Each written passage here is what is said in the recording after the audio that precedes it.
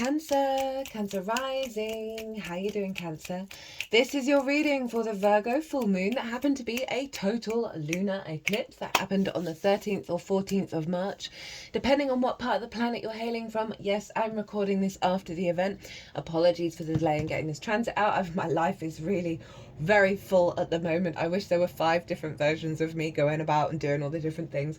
However, I work with 6-month cycles just generally for lunations, and eclipses are obviously bigger energy. So what comes through in this reading is going to serve you and the Virgo area of your chart for the next 6 months. So you're not missing out on any of the messages and information.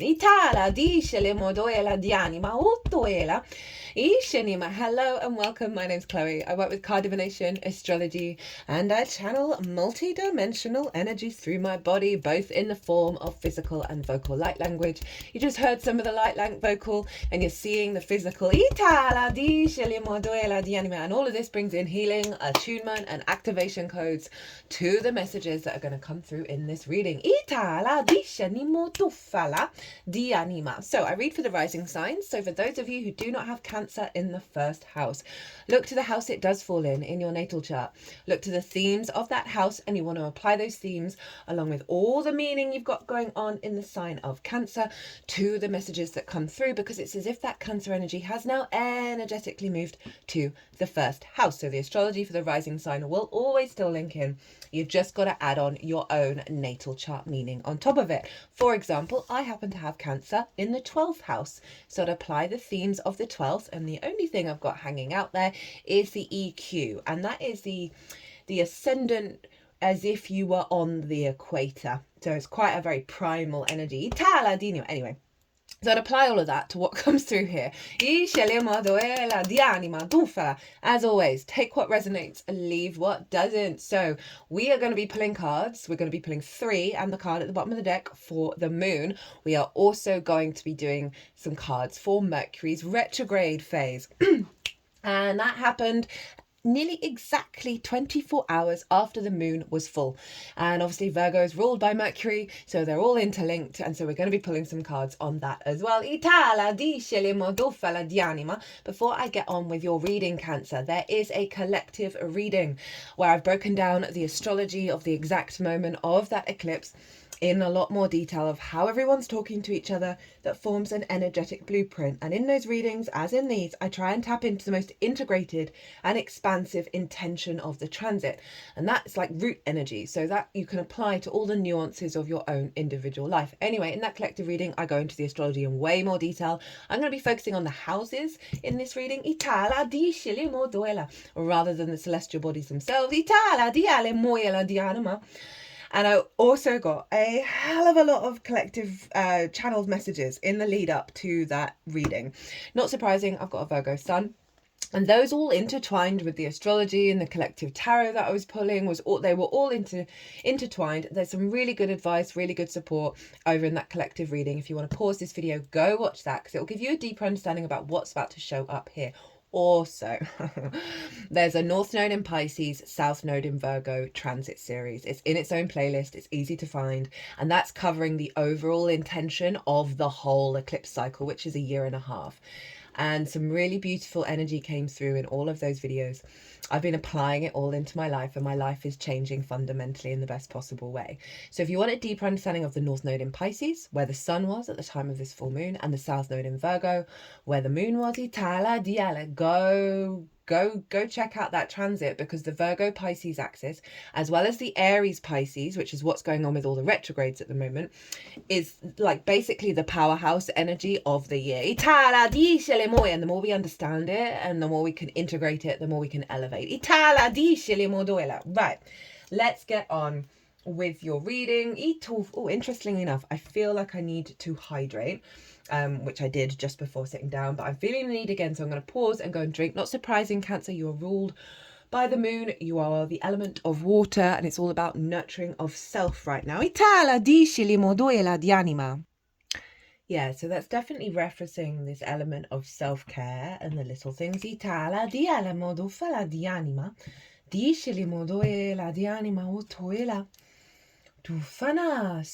Cancer rising. Where's this happening for you? It's happening in your 11th. No. Why am I saying 11th? What's in your 11th? That's Taurus. Oh, that's where Uranus is. Yeah, Uranus is involved as well, right? Okay, so obviously Uranus is saying, hey, don't forget to talk about me. Itala dice le molto faccianima. It's happening in your third house, the house of the goddess. Now, I find the third house is the gateway to enlightenment because it's the day-to-day. It's the little things, it's the washing up, it's the walk to the shop, it's your local community, right? The more that we find resonance and meaning in those little things, the more that ripples out into the bigger picture.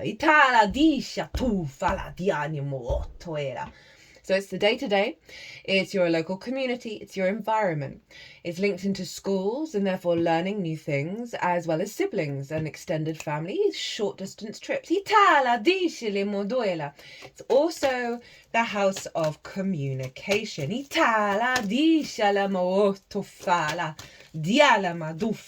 those are the themes of the third. Now, there's going to be 3 cards.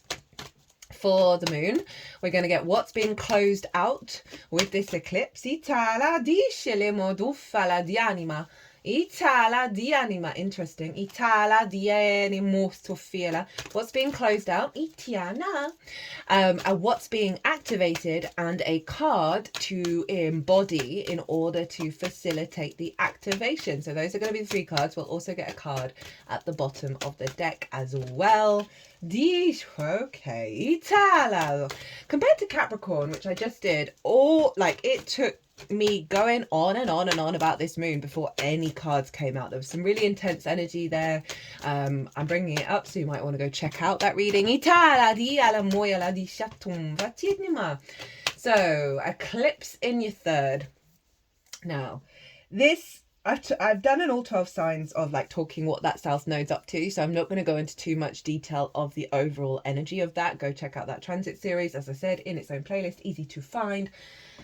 But this eclipse, it's a total lunar eclipse, so it's a deep purge and a deep release around blocks in how you communicate, blocks in how you perceive the meaning in your day-to-day, how you connect the dots, how you learn, restrictions around that. I go a lot kind of shred Virgo for in the collective reading, just because it's the south node, right? The south node is about releasing and purging, and so the more of the difficult energies of a sign are always going to come up with the south node in order to condense to the truth of it. So that Virgo energy, really allowing a clearing out of, particularly, so it's an 18 to 19 year cycle that the nodes were here in these same places. So with a south node eclipse, especially a lunar eclipse, it's our intuition, it's whether our needs are being met or not. Any blocks around that from the last 18 years, 19 years, old habits, old karmic stuff may bubble to the surface around the eclipse.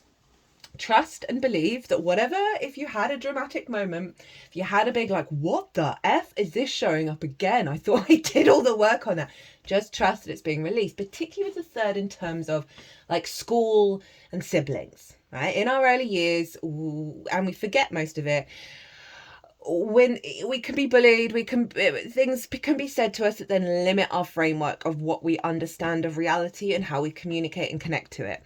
So I can see a sort of a rejigging around that may have felt that there may have been some wounds around being able to connect to community, being able to communicate in the way that you would like, finding that meaning in the day-to-day, right? Those things are going to bubble to the surface around the eclipse, and there'll still be stuff coming afterwards. It's not that it just completely disappears with the closing out, but it tends to be the tiny bits, the tendrils that are still, it's not dramatic. It's just, I got to do the work and get it all out. So there would have been a clearing out of that, and as well as highlighting a deepening of your capacity to communicate, right? Communicate and facilitate your experience and facilitate the meaning that you're finding in the day-to-day, the clues, the synchronicities that you're getting, any restriction around believing in it and perceiving it because of that sort of finite, materialistic, observational energy of Virgo, that was being cleared out because the full light of the sun was stopping that moon. So it was very much a Pisces moon. with that over in your ninth house of your perspectives, right? How you see the world, how you map yourself out in the world. There was a real sense of vision, the dream state of stepping into the dream space, the dreamscape, the dreamland of Pisces, of the fluky nature of reality, right? And it would have been pulling away at any blocks around you, being able to bring that big picture perspective into your 3D, into the way that you communicate.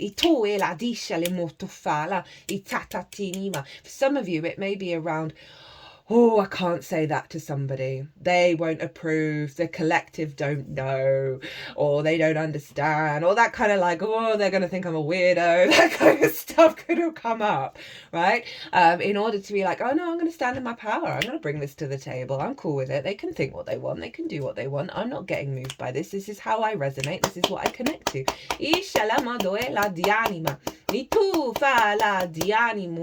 So you may have noticed old patterns of communication, old patterns of understanding of how you find meaning, blocks around that, all bubbling to the surface in order to be dispelled and purged. And harnessing that Pisces energy over in the ninth, pulling it in of like, okay, how can we be a bit more fluid? How can we shift and change and evolve and grow from the space of love, from the space of imagination and creativity and synchronicities, rather than miss. It's like that Virgo energy can get so rigid it can miss the synchronicities of source guiding you off the beaten path, right? Of guiding you away from that which you have observed in the past. This feels like a bringing in of a heightened energy around your capacity to tap into that more and then facilitate that energy into your 3D experience of how you find meaning. Now, Uranus, who poked up their head a little earlier, was making harmonious aspects to the sun and the moon. And Uranus is in Taurus, and Uranus is very fast, high vibe, sudden electric energy. And so combined with an eclipse, and Virgo rules the digestive system, you may have noticed something quite unexpected, rah, kind of energy come into your life around that eclipse that shook up your nervous system.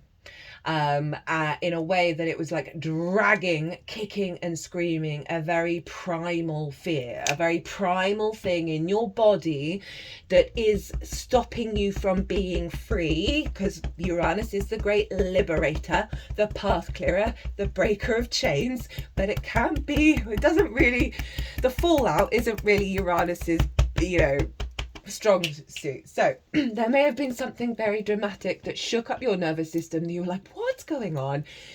Trust in that, because the Uranus is over in your hopes and your dreams of friends, groups and alliances and reaping the benefits from your 10th house. So there may have been something blocking you from receiving very powerful energy from the 11th of how you hope and dream and how you walk your path.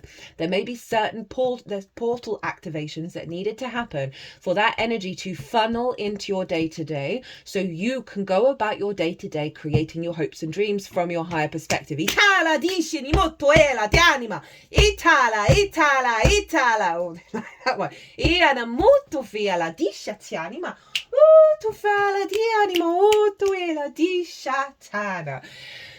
So there's that. Right, okay. I'm going to leave it there. I could talk about it for hours, but here we are. So what's being cleared out with this eclipse? It's neither up nor down, right? So it's neither in the reverse or in the upright. It's this sense of pause, this sense of restriction around this energy. Right, it's nearly fully flourished or completely the end of the days. It is simply this block, right? Itala dia la moya la dianima. Oh, it's the Lovers, and this is the Gemini card. And Gemini is in your 11th house of hopes and dreams, friends, groups, and alliance. Oh no, sorry, I do apologize. I could blame this on Mercury, but I think. Let's not. I just accept the whole thing with Virgo right now is to be okay with not being perfect, right? So anyway, is in your 12th house, your hidden house, your house of mysteries. 14:41 on the clock as I say that. It's the unconscious realms, and in those unconscious realms are trauma responses, limiting beliefs, distorted love languages. anxiety, depression, loss, grief. This house can feel very deeply personal, but not necessarily integrated in the outside world. It is where your magic is. Itala discele motoela dianima, dianima, dianima, dianima. And so it being another Mercury ruled sign, and we're talking about the third house of communication and how you find meaning, right? So it's been blocked. It's been blocked coming out into the world. Itala dishana, dishana, dishana muya talima dufala dianima. Right, that sense of union, that sense of connection, of feeling love and meaning in your day-to-day, of bringing that communication, the sort of the curiosity of Gemini, which is deeply personal to you, but out into the Virgo energy of, hey, let's not take things so seriously. Let's enjoy, be curious, and be open to the ever-unfolding, changing dynamic of my day-to-day. Itala disha tanima, tanima dishinialama otoela. So that's cleared out. The block of bringing that magic into the way that you communicate, of bringing that soul meaning into your day-to-day, the confidence to express yourself in a playful manner, to feel the lightness of being. If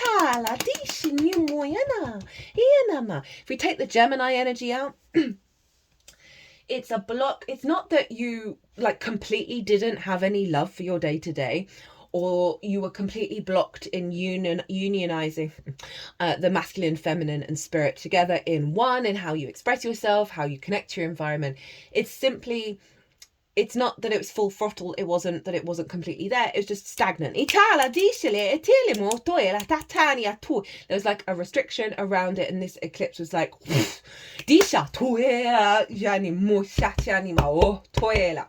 right, okay, so the most expansive and the energy in this reading is wild.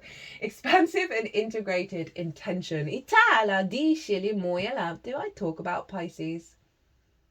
Have I talked about Pisces yet? Cancer, let me know. Send me a little intuitive nanu from the future. I don't think I did. Oh, no, I did. Perspectives, that magical perspective that may have been blocked is now coming. Right, yeah.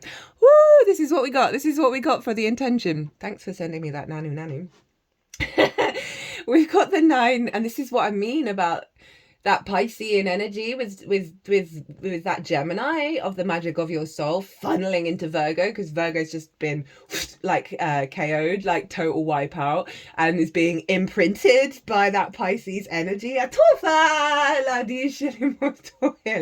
Speaking of Virgo, this is Venus in Virgo. So this is the intention of this eclipse, what it's going to unfold into. I love this card. This is all about you making the right decisions in your... I told you the third house is the gateway to enlightenment in the 3D. This figure knows what they need to do in order to bring about a holistic life. Happy home, happy work, happy friends, happy lovers, happy family. Look at the opulence. Look at all the grapes. They represent abundance. And this figure's just chilling out, enjoying the day, enjoying the moment, the resonance of meaning, the abundance in their field is just wild. It doesn't have to be like literal resources. So the energy around you is abundant and fertile, and you're enjoying it and you're working with it, and you know what decisions to make in your day-to-day that facilitate your hopes and your dreams, where Uranus is. This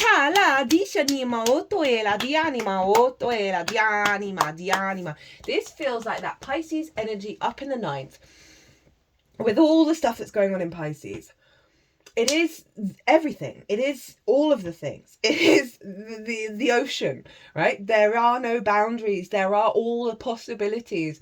And this card feels like letting go of scarcity, of how your life is going to show up in the day-to-day, right? Of bringing that, I need to find another word for delusional, but it is that kind of, it's that dream state, that dreamscape, the dream landscape that Pisces is feeding into Virgo of like, hey, there are miracles in abundance in every atom. How about we start genuinely believing in that?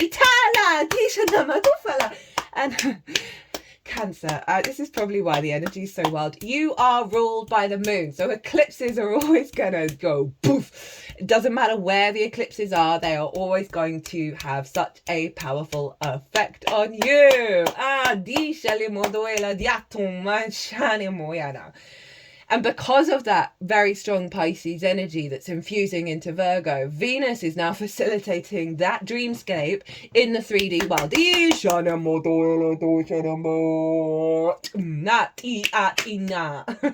Okay, what to embody?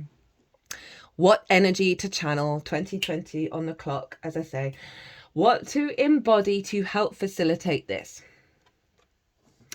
Oh, hi, Jupiter in Gemini. We got the Eight of Swords in reverse. Capricorn got this, but in the Mercury retrograde bit. So there's that Gemini energy again. You got Gemini and Virgo energy in all your cards. Before we move back to the Gemini itself, this card is like, hey, don't think about your limiting beliefs, right? The thought processes, your understandings of reality. Don't think about the cages that you're in. I want you to just start imagining that you are no longer there, that you are not trapped, you are free. Your limiting beliefs are dissolving around you. You are not having to do anything about it other than focus on the fact that you are free from any limiting beliefs that block your meaning in your day-to-day, that block the way that you communicate, how you resonate with your day-to-day via your perspectives. I keep wanting to say the word delusional. Get a bit delusional.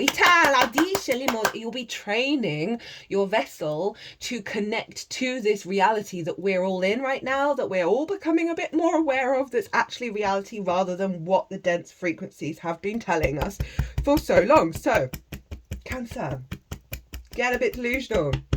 Also, that Gemini energy, where Jupiter is right now. And that came up so much in the Jupiter and Gemini transit series, which, if you've not seen it, I know I've recommended about 5 million different transits. The Jupiter and Gemini transit is in your 12th house. You're not going to have it for another 12 years. It's moving at the beginning of June. The power of that energy right now in your mental health, in your unconscious spaces of like integrating and expanding with a sense of abundance is just in alignment, right?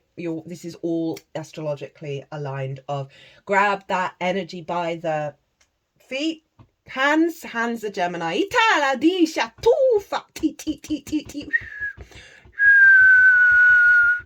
And let just the ease in which these things are going to dissolve. Right, what's at the bottom of the deck? What's the root energy of the intention? Page of Pentacles. No, whoa, what? Ace. That page of new ways of communicating from this energy. Tala di anima.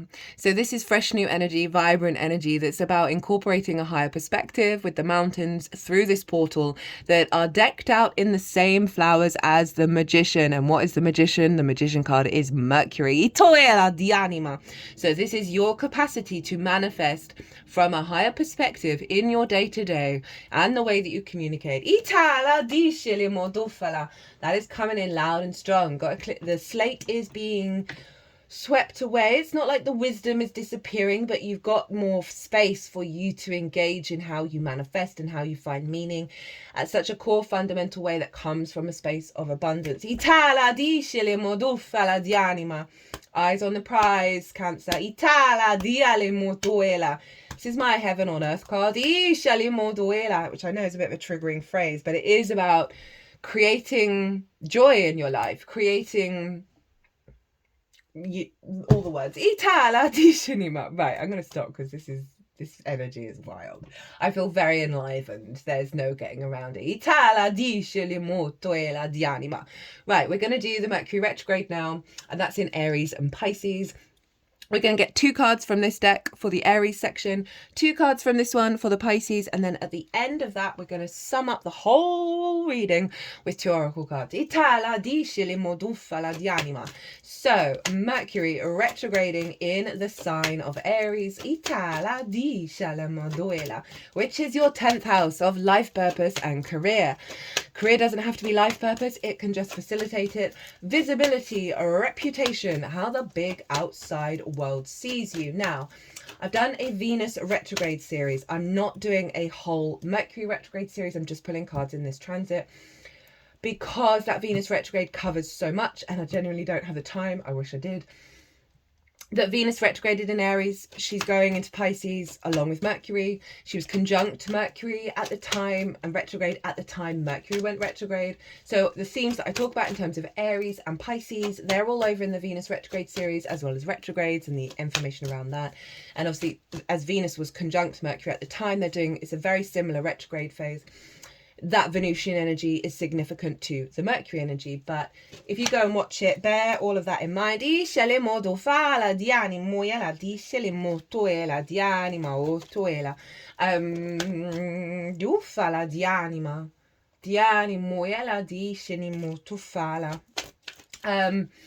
Switch out some of the Venus energy. Mercury is information and the whole universe is information and the exchange thereof, right? So Mercury is how we perceive, whether it's reality or a distortion, what we're drawn to in terms of information and how we process it and how we communicate it. So whenever Mercury goes retrograde in signs, it's recalibrating away from the distortions, which is why it often brings up certain scenarios and situations that highlight the distortions. It's not always. I find any retrograde is a great time for creative projects when you bear in mind that you're going to have to go over territory 3 times, and that brings depth and nuance.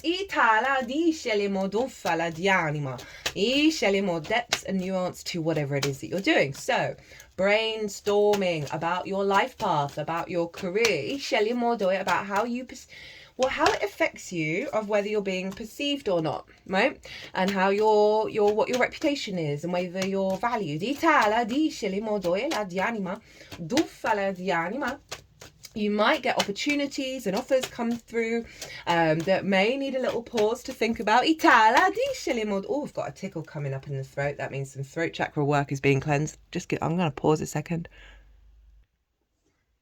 Sorry about that, my loves. So there's some clarity coming through in how you perceive the path.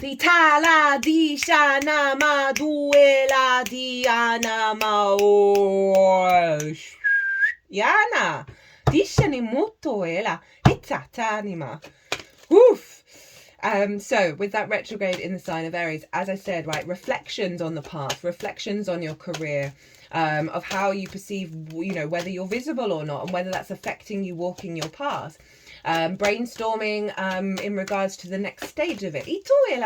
Different opportunities coming up that may mean that you've got to spend a little time working through it.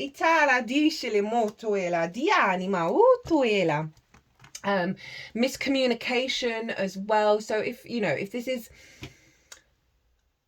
I haven't said this for any other readings, but because it's the 10th house, right? If you're sending important emails, important documents, save them and put in the email or the document, please confirm receipt, right? Or if you haven't heard anything, give them a call. If there's like a deadline, those are the kind of things that you want to look out for. There's also the thing around not signing any contracts, but Mercury retrogrades so much. It's more about you trusting your intuition. And you can kind of speed up the retrograde sometimes by allowing yourself to go back over something a couple of times, whether it's the whole retrograde cycle or not, to then really bring in that energy of the completion of it and then figuring out what does your intuition tell you. A reorientation back to the truth of your path and not what you're expected to do. And getting bright ideas about it. Then going to move into Pisces. Again, that 9th house of perspectives, the house of the gods, your morals, your ethics, your philosophies, your connection to book, religion, source, science, nature, so all of those things that are matrices that are bigger than you, that you want to figure out, you want to be a part of. Oh, do you want to be a part of them? What's your matrix that you're creating? It's about mastery of something as well as teaching. I don't think I mentioned any of this. I really didn't. It's sharing perspectives.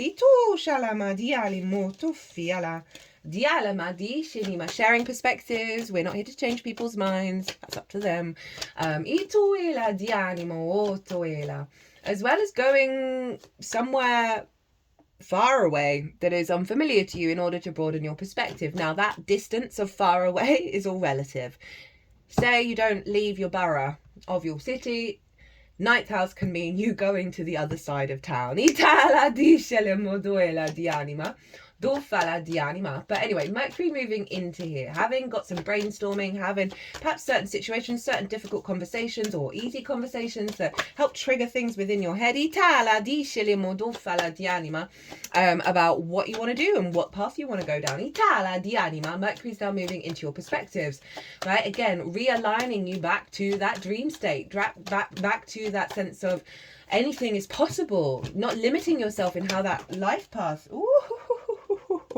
how that, these cards were flying out, how that life path was is whether it's yours or not, and how you want to engage with it beyond the rational. This also can be about working in your job with other people, brainstorming, having the project going on, and you're going back and forth over your perspectives, bringing it to the table, bringing it to the forefront, becoming more visible. Or the way that you work, every work we bring our perspectives together, which is why the 9th comes before the 10th, of really crystallizing and I want to say solidifying, but it's water, so it's mutable, so it's always the capacity to change. But like, there's some core perspectives that are going to bubble to the surface because of what's being cleared out in the 10th of any sort of limiting beliefs around what's possible. Then it's strengthening your belief in that magic.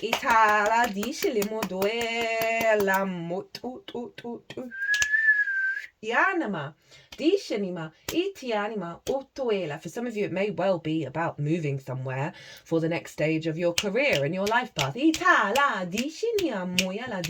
you're thinking about it, right? You're doing the planning. But fundamentally, aside from that, it genuinely is a reorientation to your path. And backing it up with the perspective and the belief. Right, let's look at these cards. So this is the most integrated and expansive intention of what Mercury is up to in the sign of Aries. We got the 3 of Pentacles. Like this card. So this figure here went and did their own thing. Didn't become a doctor, didn't become a lawyer, the sort of stereotypical professions that parental figures would rather we went into because there's like a guarantee of work, right? This figure was like, F that, I'm going to go carve marble. And they went and did their thing. And they operated, it wasn't that they were rude about it, but they were like, no, that's not what moves my spirit. That's not what inspires me. That's not my instinct. That's not my drive. That's not my passion. And they went and did their thing, and they committed to it, and they did that, and they got to a state of mastery because they owned their own agency. Very significant energy for Aries.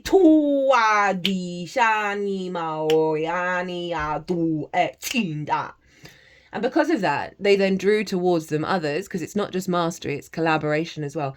Others who have different skills and tools in order to build together to create something beautiful and long-lasting.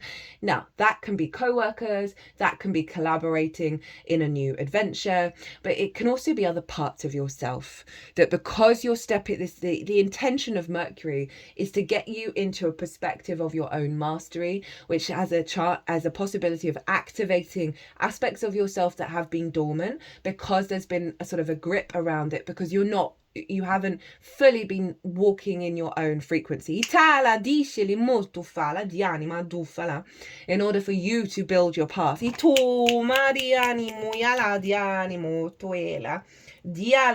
those of you who don't feel like you've got any struggle bus around this is you just genuinely being in your mastery, having bright ideas.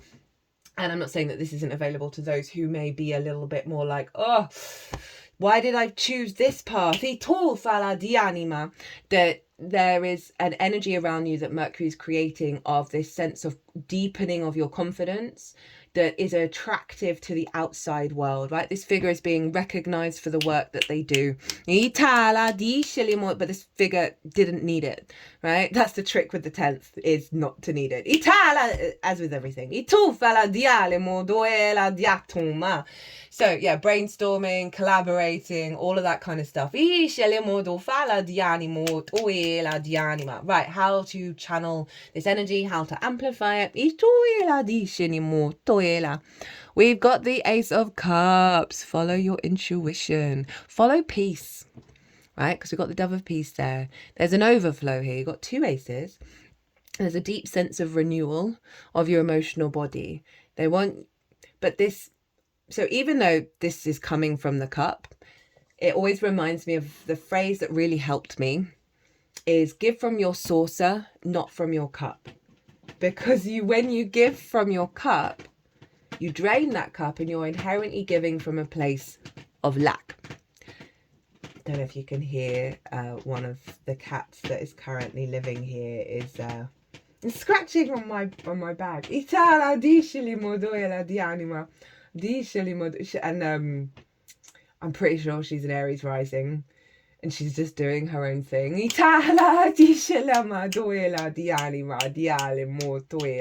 Anyway, that you need to give from the overflow. So remember the self-care earlier when I needed to pause and drink some water. I think it's those little things where you need to prioritize your self-care rather than burnout, and prioritize the things that you love and you're passionate about and you're creative about and you're imaginative about. And it's not in rejection to the other things going on in your life. But the more that you cultivate that sense of fluidity, that sense of inner abundance, and obviously it's water in your water, my loves, and inner peace, that your intuition is going to guide you in a more powerful way around the path. It's interesting, we've got yin energy for the yang. Aries. Be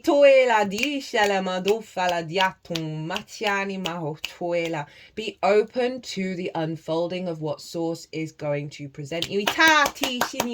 Don't restrict yourself. Start with the self-care. That's going to build. At the bottom of the deck. 3 of Swords. And it kind of popped out in the pre-shuffle.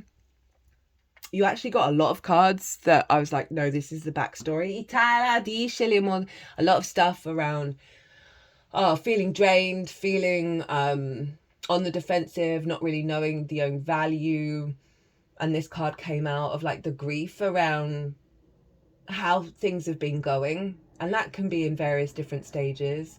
It may just be an old pattern that's coming up that isn't really particularly relevant to where you're at right now.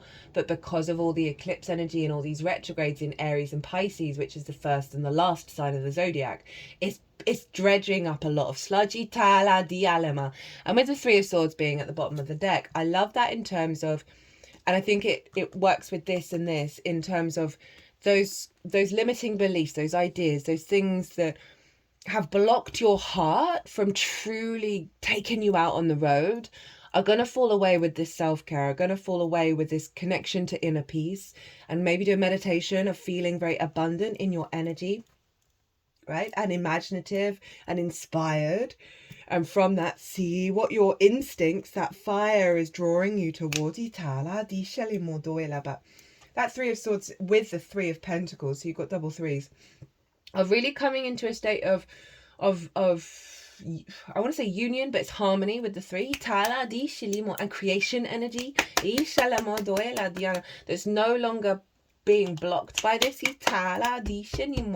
Right, Pisces. What's the integrated and expansive intention of what's going on in the sign of Pisces that Mercury's up to?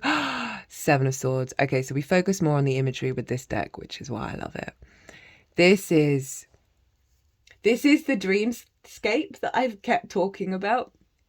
So this night, this embodiment of you has found this water path up into the dream world.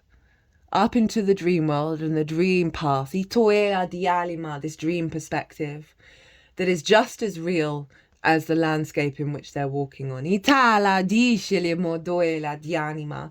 So coming from the 3D realm, going up into the dreamscape, and then bringing that energy back, right? So there's a real alignment here of that confidence that you're building that is giving you the you can see it. This is not invisible. You can see it. And there is a path to this sense of this peak of the career, the peak of the path, of the life path, the satisfaction, the safety, the security, the imagination, the playfulness, the joy. Itala di anima. Now it's the Seven of Swords, and the Seven of Swords for me is about navigating away from conflict, thinking differently, engaging with the world in a non-conflict way. Itala di anima, dofala di anima. And that is yeah, that's already kind of shown up already of let go of the defense mechanisms. That 9 of Wands came up quite a lot in the pre-shuffle. Letting go of the defense mechanisms around reality. Right? Itala di modoela. And this is really just doubling down on Mercury's getting you to trust in the dream. Itala di and your capacity to take the steps towards it. Right, what to embody? What to embody to help facilitate that? Oh, I'd forgotten that this was here. This is the Chariot card. This is your card, Cancer. So we've got another movement card of trust. Trust in yourself that you've got everything that you need within you. You've got all the resources. You may not even know where you're going, but you're confident in your capacity to show up in the journey from a place of victory. So this is your embodiment of self. And we've got quite a young figure here, so they're calling you to focus on your innocence, your joy, rather than the jadedness that we can get as we get older. And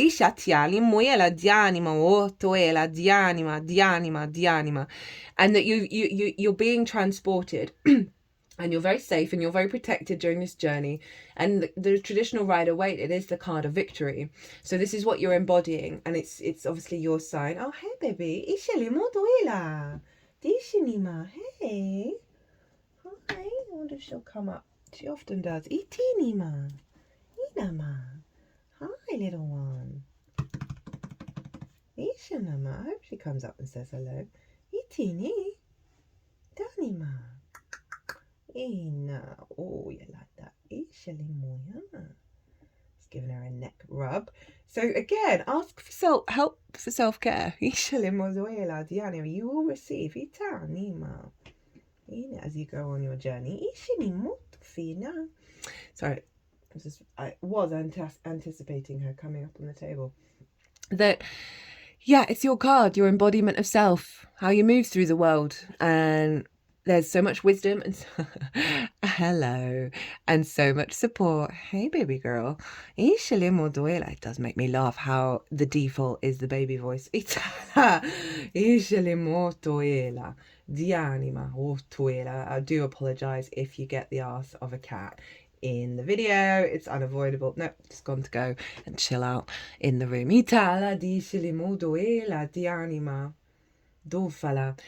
So interesting she turned up with this card, right? It's like you're familiar, you're animal familiar. You've got an animal support team around you. Trust in the clues and the animals around you. Right, at the bottom of the deck, we've got Capricorn. That is interesting because I did mention about the Capricorn reading. I love this image. This is about abundance falling from the sky because it's grapes, right? This sense of the capacity, because it's the devil, but it's the horned god, which was a masculine yang manifestation energy of that. There is an energy that is dropping opportunities, dropping experiences. They might not be the one, but trust in what's being presented to you is an opportunity to either heal or grow or expand, or is the one. You're going to know, but there's lots coming in. There's lots of abundance coming in the 3D realm.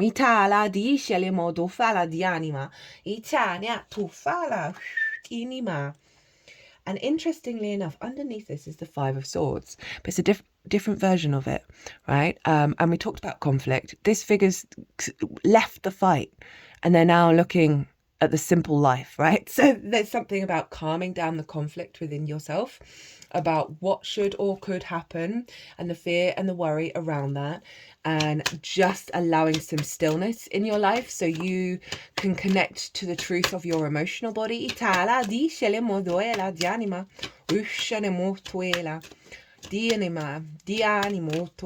what oracle cards are coming through? Ikinima.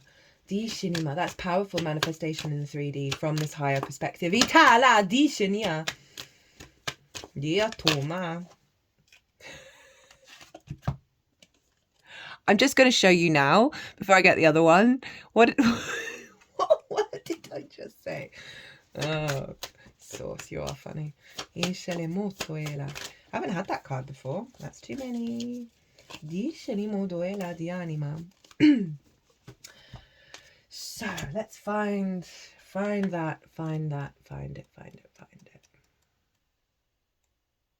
So I was going to do the oracle reading after this, and I'm only bringing this up because it's relevant to what's come through in this reading. I'm going to self-care. I'm going to relax because at the moment I don't ever have a day off. So I'm going to stop. And that might be relevant of just like, give yourself with the retrogrades, you've got to pause. You've got to realize that needs space for stillness. And I think you're going to get a lot of deeper understanding of what you truly need and what you truly want and how to do that when you do. So we've got the Milky Way and perspective. I'm just going to make that image really big because it's very cool. The Milky Way is said to be one of billions of galaxies in the observable universe. It contains between 200 to 400 billion stars, the one most familiar to us being the Sun. The oldest star in our galaxy is 13.2 billion years old, said to be nearly as old as the universe itself, and the Earth is about 4.5 billion years old, although I swear we're finding out that it's getting older and older and older and older. Distances, or maybe that's when life appeared. Distances are measured in light. I don't want to do fake news. Distances are measured in light years, and the Milky Way galaxy is believed to be 100,000 light years in diameter. The enormity and vastness staggers the mind and challenge the imagination. Yet it also gives us some notion of where we fit in all of this. Consider from this perspective, our usual frame of reference is put to the task. We're faced with a choice of abandoning our myopic vision. I was just thinking while I was reading this, so the galactic center of the Milky Way is in late degrees of Sagittarius, which is your 6th house of work and how you work. So there's some magic coming in, guys.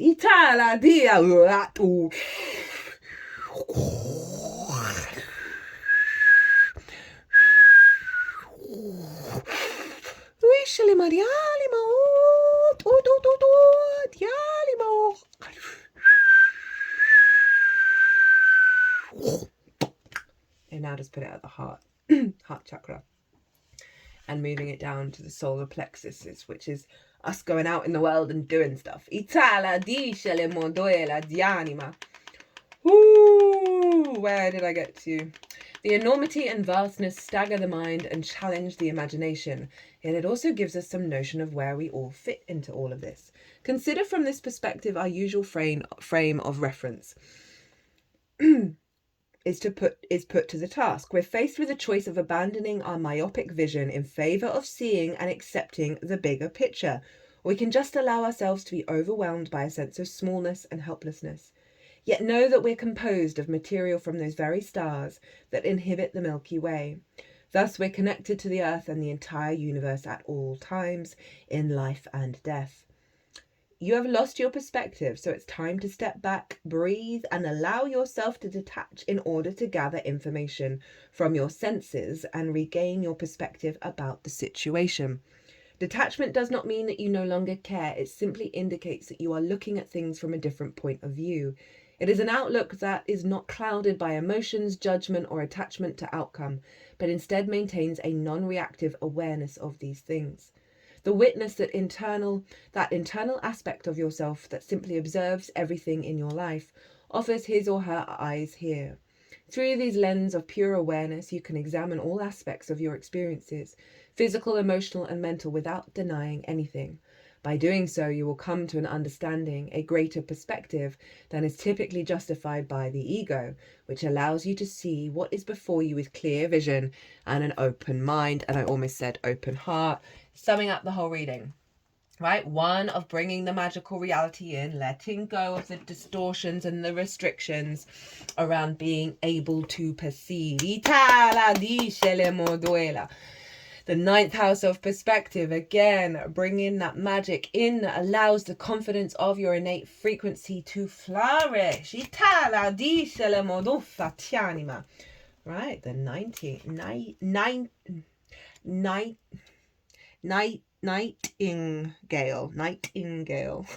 God. Oh, nightingale. Struggle. All is well. Where are we at? What are we doing? There we go. Fearless voice, speech, communication, or song. The song of the nightingale is otherworldly. This simple brown bird, almost unnoticeable among the flashy plumage of other birds, transports its listener to the realm of poetry. Nightingale energy is with us when we write, compose, and especially when we sing. It reminds us that music heals the deepest wounds. This card indicates a need to open the bridge between the heart and the voice. Is there something you need to say? How long has it been since you sang? Turn it up, write it down, and let it out. When in balance, sings, speaks freely with kindness. When out of balance, shy, lump in the throat. To bring into balance music, the music of your own soul. Itala di shinima, do fala di anima. Itala di anima. Okay, they're doing some big clearing around that 12th house. Yat,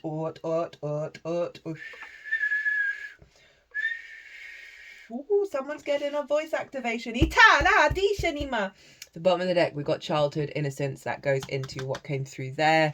Allowing that to come through. We get a lot of unconscious responses in the 12th from our early years. We've got the camel at the bottom of the deck. I'm just going to read the buzzwords for that one. Itala dice le modo fala di anima. Itanema o tu fala di anima. Ishenimo to fala. Resourceful, independent, knows oneself. When in balance, calm, content, sparkle in the eye. When out of balance, dehydrated, low, lacks vitality even. To bring into balance, a pilgrimage, right? So you're going along, you're figuring out the path. You're figuring out the meaning of that path. They're wanting you to focus on the truth. You might want to do some throat chakra work. I feel like you're getting an activation of being able to perceive your reality in a deeper fundamental way that's connected to the magic of your soul. You may find yourself engaging with, I've started practicing doing free singing. It's quite interesting how it works. It's quite phenomenal. I think some came through in the Capricorn reading, which you might want to watch because you've got the devil. It's beautiful. This was a beautiful reading. I feel so very honoured and privileged to be able to have brought this and to you holding space for it. Thank you, Cancer. I hope you enjoyed this. I hope it resonated. If it did, hit that like button or leave me a comment. I would love to hear from you. It brings me so much joy. If you want to deep dive further on the eclipse or the whole eclipse cycle or the Mercury retrograde or the Venus retrograde, remember Venus is helping you activate your love energy around that 10th house. I really do recommend that transit. Itoela di anima. My website is everywhere, or email me directly if you want to pay by PayPal. Cancer. I feel tired, but not in a bad way. It's a processing way of that stillness that is required after. It feels like you're energetically shifting quite phenomenally, and that does require rest. It does require self-care and love and hydration. That was wild. Drink a lot of water, Cancer. Cancer. Be good to yourselves, be good to those around you, safe travels, and be well until we meet again.